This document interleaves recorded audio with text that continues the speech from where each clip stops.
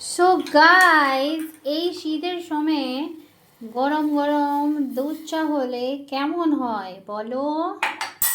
ভালো হয় না? তোমরা কতজন এই সন্ধেবেলা বিকেলবেলা গরম গরম দুধ চা খেতে ভালোবাসো আমাকে একটু জানাবে। উরি বাবারে, চাটা তো গরম হয়ে গেছে আর রেডিও হয়ে গেছে। ওয়াও, এবার দেখি চাটা ঢেলে নিই।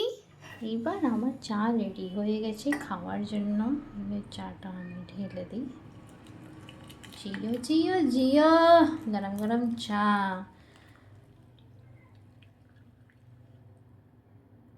বাহ,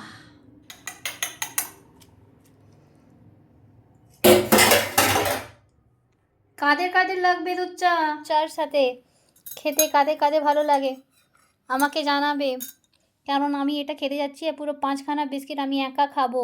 তোমরা যদি পছন্দ করো কমেন্টে লিখো, আর যদি খেতে যাও চলে আসো আমার সাথে চা খেতে। এবার আমি খেতে যাচ্ছি। চাটা একটু গরম আছে।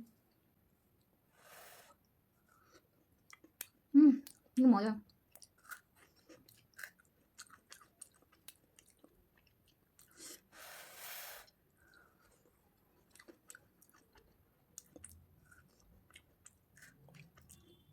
এই বিস্কিটটা চায়ের মধ্যে এত সুন্দর করে গলে যায়, আর মাঝখানে মাঝখানে বাদামটা আসে, হেভি লাগে হেভি।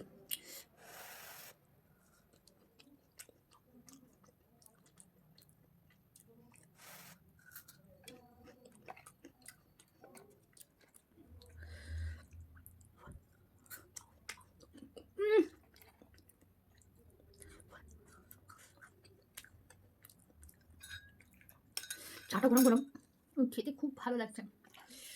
অন্য একটা বিস্কিট।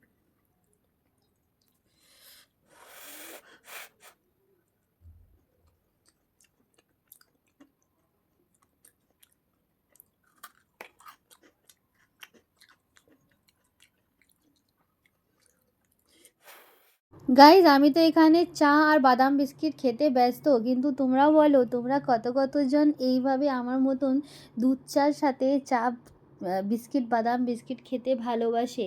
তাড়াতাড়ি কমেন্টসে জানাও। আর আমার এই ভিডিওটা দেখে কাদের কাদের লোভ হয়ে গেছে দুধ চা আর বিস্কিট খেতে, আর কারা কারা এই মুহূর্তে রান্নাঘরে যাচ্ছে দুধ চা বানাতে। তাড়াতাড়ি শীঘ্রই আমাকে কমেন্ট করো আর জানাও যে তোমাদের এই ভিডিওটা কেমন লেগেছে, কাদের চয়েস আমার সাথে ম্যাচ করে, কাদের টেস্ট আমার সাথে ম্যাচ করে। আর এই চার সাথে বা অন্য কোনো বিস্কিট যদি পছন্দ করো এই বাদাম বিস্কিট ছাড়া, তাহলে সেটাও কমেন্টে লিখে দিতে পারবে।